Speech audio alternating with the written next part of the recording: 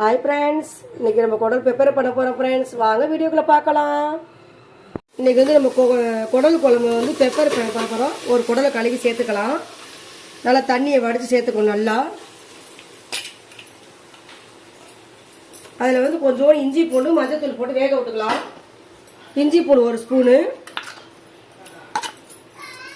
மஞ்சத்தூள் 1 ஸ்பூன் சேர்த்துக்கலாம். கொஞ்சோண்டு உப்பு போட்டு வேக விட்டுக்கலாம். ஒரு 10 விசில் வேக வச்சு எடுத்துக்கலாம்.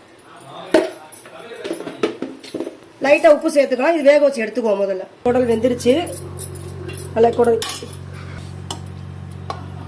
வெந்துருச்சு. இப்போ தாளிச்சுக்கலாம். 50 நல்லெண்ணெய் சேர்த்துக்கலாம். 2 ஜீரகம் சேர்த்துக்குவோம். 2 ஜீரகம் சேர்த்தா போதும்.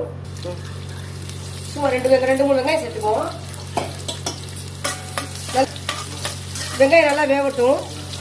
அதில் 1/2 ஸ்பூன் மட்டும் இஞ்சி பூண்டு சேர்த்துக்குவோம். ஏன்னா நம்ம ஏற்கனவே வேக போட்டுக்க முடியா, அதெல்லாம் ஒரு 1/2 ஸ்பூன் மட்டும் இஞ்சி பூண்டு சேர்த்துக்கலாம். பச்சை வடை போகிற வதக்கிக்கலாம்.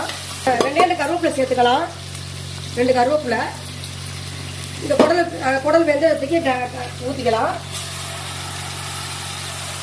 நல்லா வேகட்டும். உப்புக்கா செக் பண்ணிக்கலாம். ஏற்கனவே உப்பு போட்டிருக்கோம். உப்புக்கா செக் பண்ணிப்போம். நல்லா வேகட்டும். மிளகுத்தூள் ஜீரகத்தூள் தேவை காரம் தகுந்த அளவுக்கு சேர்த்துக்கலாம். நான் 1 ஸ்பூன் சேர்க்குறேன். 1.5 ஸ்பூன் சேர்த்துக்கணும்.